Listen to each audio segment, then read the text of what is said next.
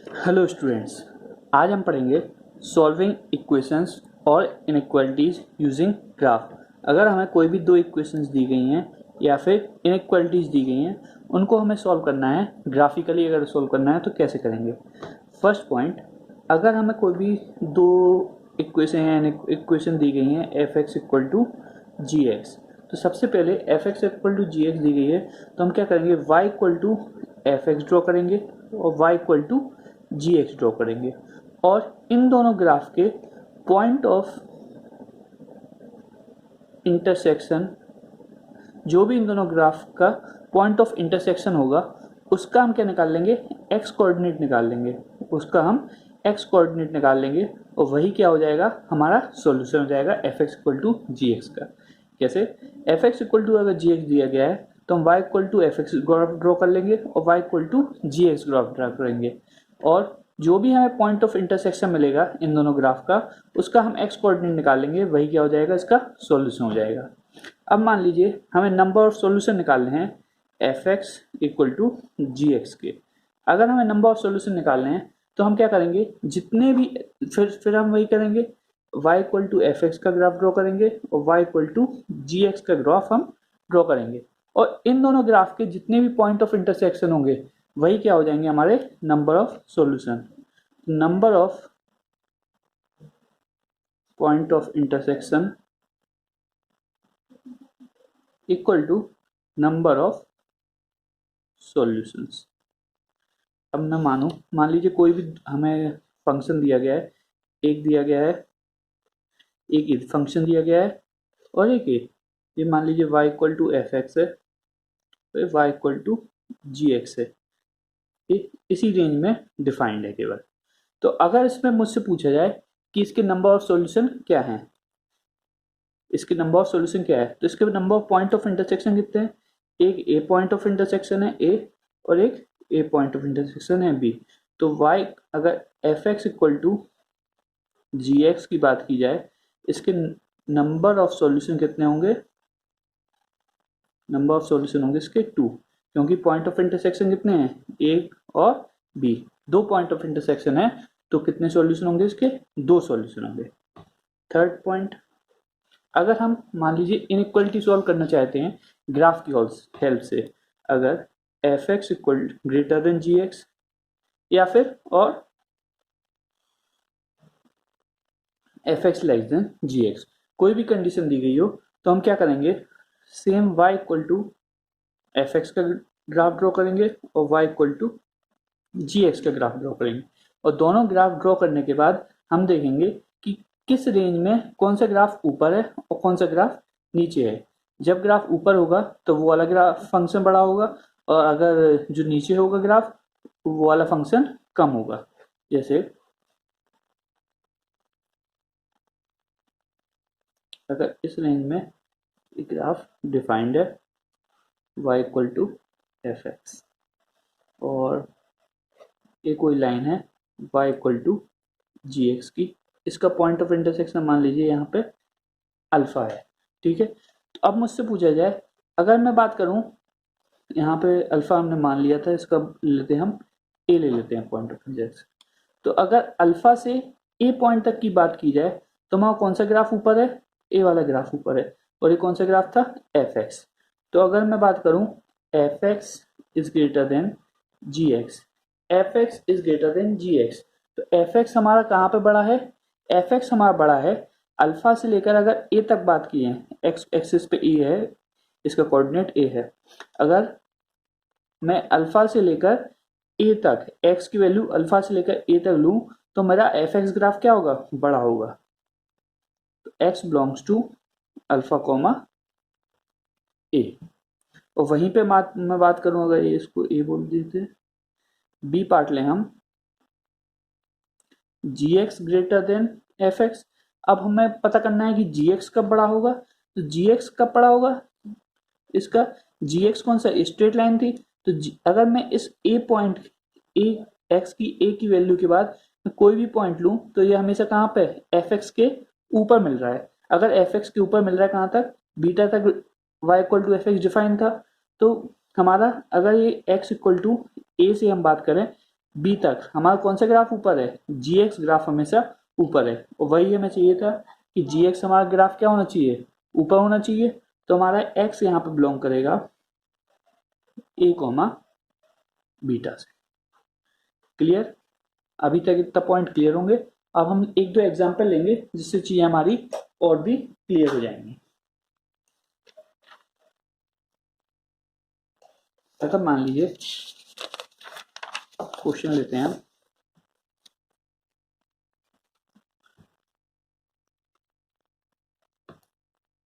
Solve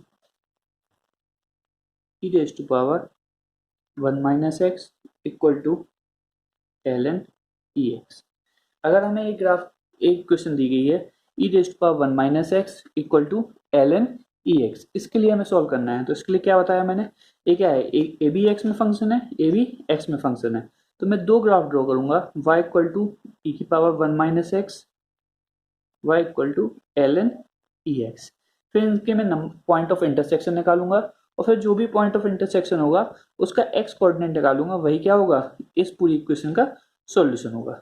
तो एक एक करके ग्राफ आपको यहाँ पे ड्रॉ करना भी सिखाऊंगा। ए वाले ग्राफ हम ड्रॉ करेंगे अपने ट्रांसफॉर्मेशन ऑफ ग्राफ की हेल्प से।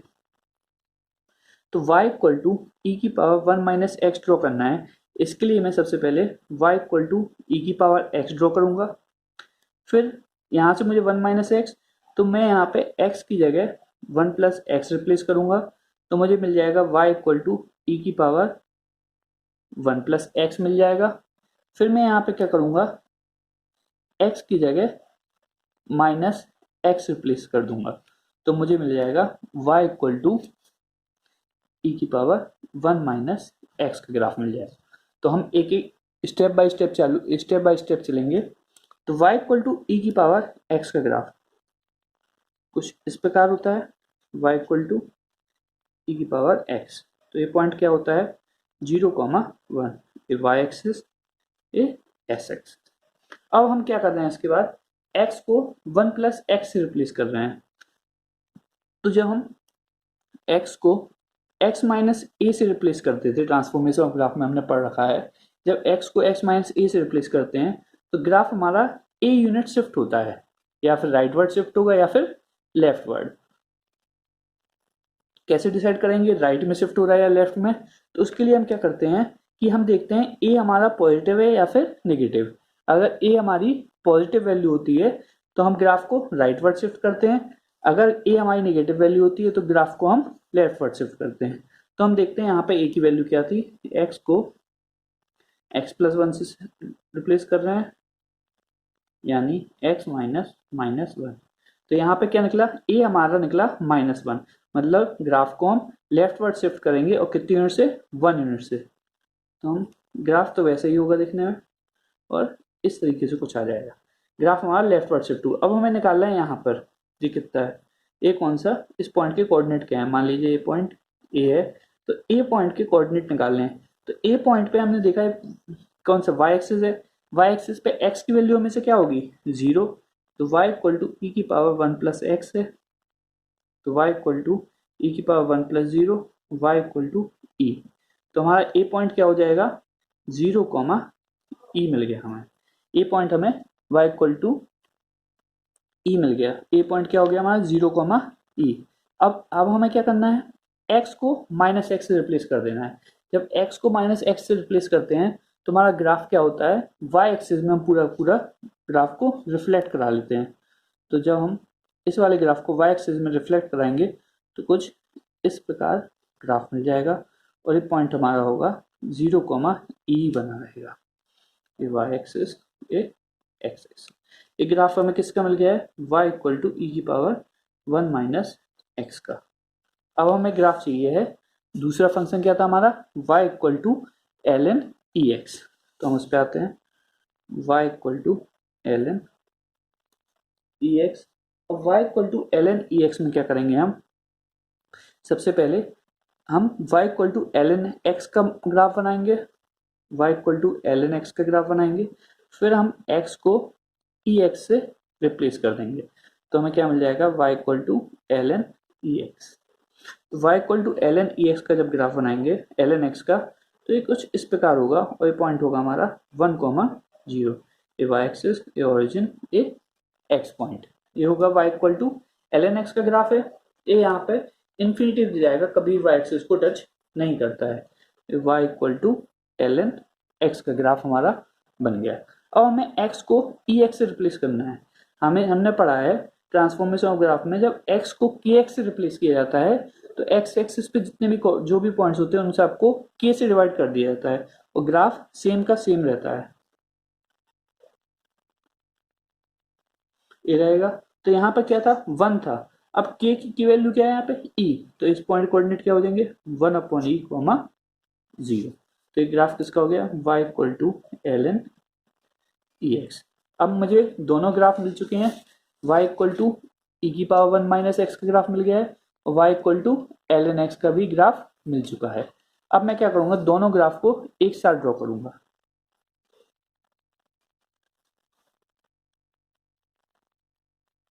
ये मेरा ग्राफ हो गया y equal to e⁻1 - x का, और एक ग्राफ हो गया मेरा y equal to ln ex का। ये पॉइंट क्या था हमारा 1/e, 0 और ये पॉइंट था e, 0। अब मुझे ये वाला पॉइंट चाहिए, ठीक है। अगर मैं इसका नाम दूं b नाम देता हूं तो मुझे, अब इसका अगर कोई पूछे ln, क्वेश्चन जो हमारा था e⁻1 - x equal to ln ex, इसके नंबर ऑफ सॉल्यूशन कितने होंगे, नंबर ऑफ सॉल्यूशन कितने होंगे, नंबर ऑफ सॉल्यूशन उतने होंगे जितने इसका number of point of intersection होगा। तो पॉइंट ऑफ इंटरसेक्शन कितना है, सिर्फ एक ही है, नंबर ऑफ सॉल्यूशन भी केवल इसका एक होगा। अगर अब मैं बात आऊं कि पॉइंट जो x है इसका सॉल्यूशन क्या होगा, अब मुझे निकालना है b पॉइंट के x कोऑर्डिनेट निकालना है।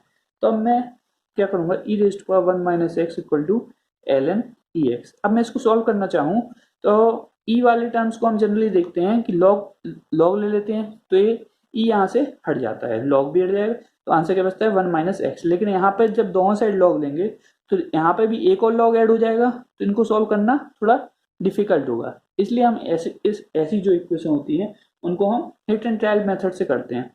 तो मैं अगर लूँ,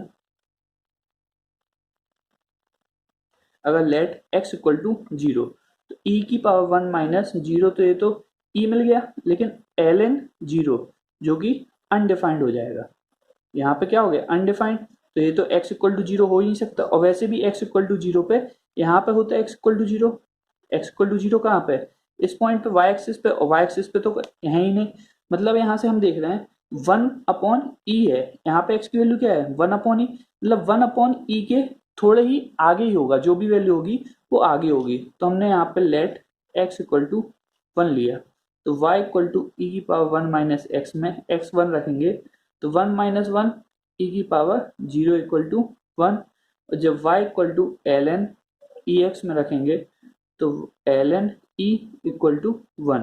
तो x इक्वल टू 1 पे दोनों के y की वैल्यू क्या आ रही 1 और 1, तो इसका सॉल्यूशन क्या हो जाएगा x इक्वल टू 1 जो होगा वो हमारा आंसर हो जाएगा।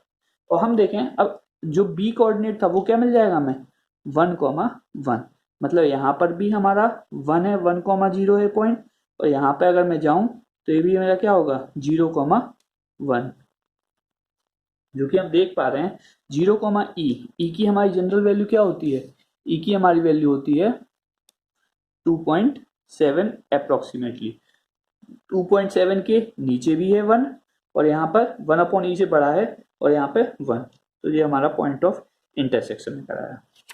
हम और क्वेश्चन लेते हैं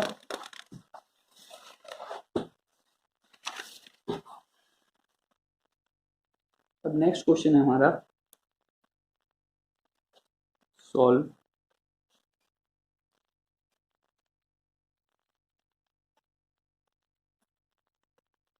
ये हमारा क्वेश्चन है। अब इसमें भी अब एक यहाँ पे क्या आ गई है इनइक्वालिटी आ गई है। अभी हमने क्या किया था इक्वालिटी का क्वेश्चन सॉल्व किया था, अब हमारी इनइक्वालिटी आ गई है। इनइक्वालिटी को सॉल्व करने के लिए भी सेम प्रोसेस अपनाएंगे हम। यहाँ पे इसको अगर एफ एक्स मान लें और इसको हम जी एक्स मान लें, तो y equal to F x का ग्राफ ड्रॉ करेंगे and y equal to ji x का ग्राफ हम ड्रॉ करेंगे। सबसे पहले y equal to under root of 4 minus x square graph draw करेंगे और y इक्वल टू 2x। तो y इक्वल टू 2x तो एक स्ट्रेट लाइन होगी जिसका स्लोप क्या होगा 2, और पास कहाँ से हो रही होगी, ये ऑरिजिन से पास हो रही होगी, ठीक है ना। इसका स्लोप होगा 2 और ऑरिजिन से पास होती है एक स्ट्रेट लाइन होगी। ये तो एक स्ट्रेट लाइन हो गई। अब हमें ग्राफ बनाना है y equal to under root of 4 minus x square. तो इसको हम सॉल्व करके देखते हैं थोड़ा। Under root of 4 minus x square, तो इसको जब मैं दोनों साइड होल स्क्वायर लूंगा तो y square equal to 4 minus x square और फिर x square plus y square equal to 4। ये आ गई हमारी इक्वेशन ऑफ सर्कल विथ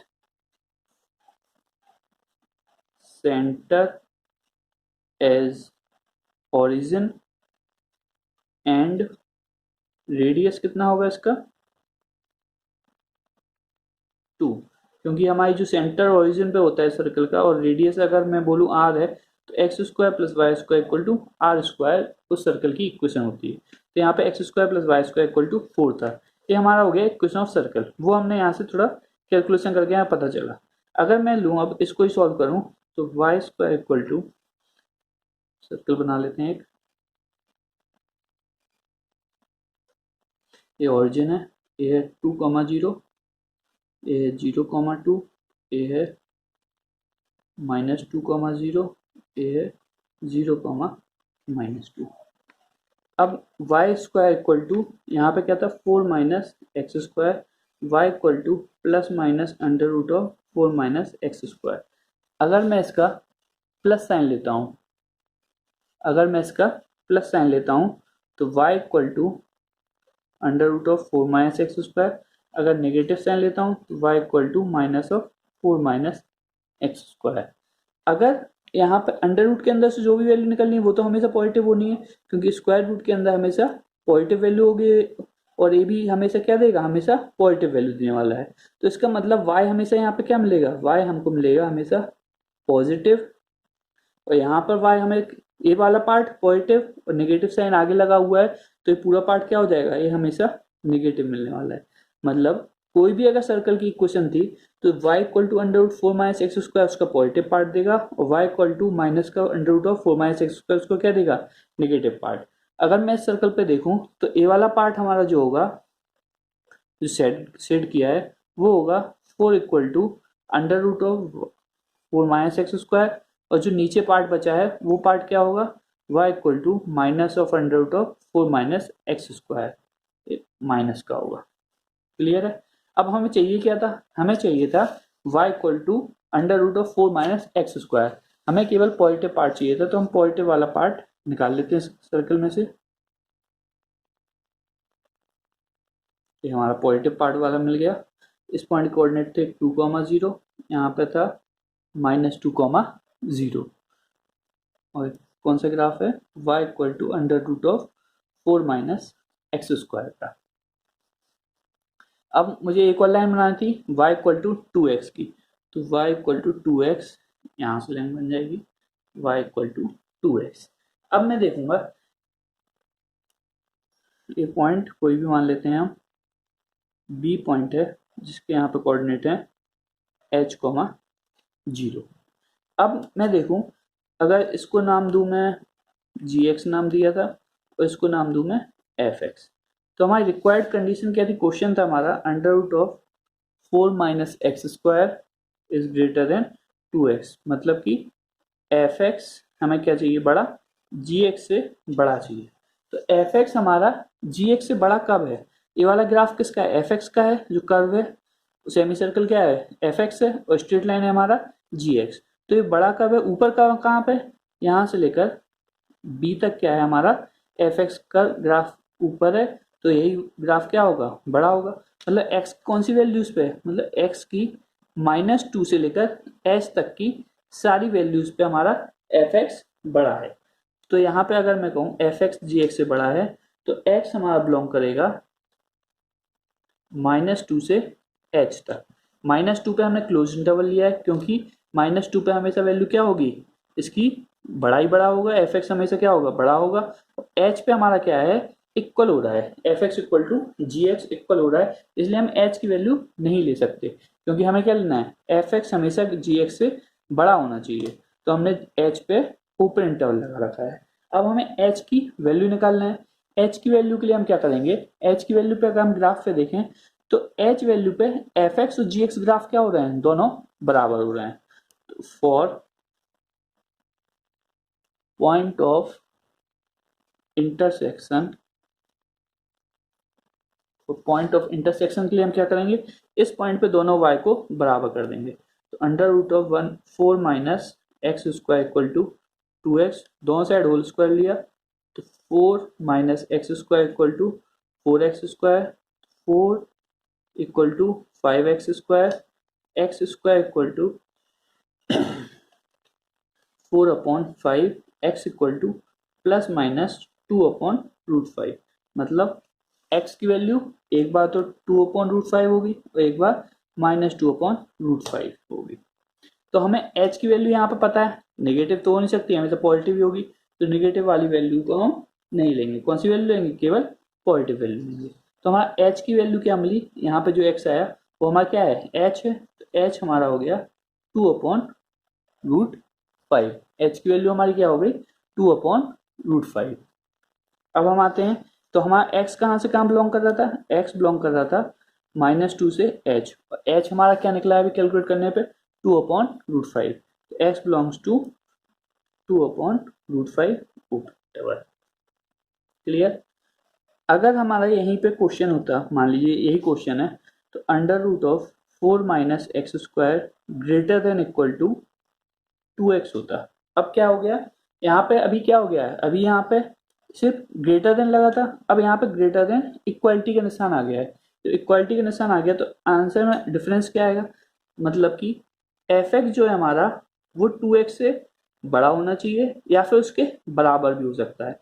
तो x बड़ा कब कब है, -2 से लेकर 2/√5 तक बड़ा तो है ही, और 2/√5 पे बराबर भी है। तो x बिलोंग्स टू -2, 2/√5, और यहाँ पे क्या लग जाएगा, क्लोज इंटरवल लग जाएगा। क्लियर। अगर मैं बात करूं इसी क्वेश्चन में, एक और क्वेश्चन अगर आ जाता है,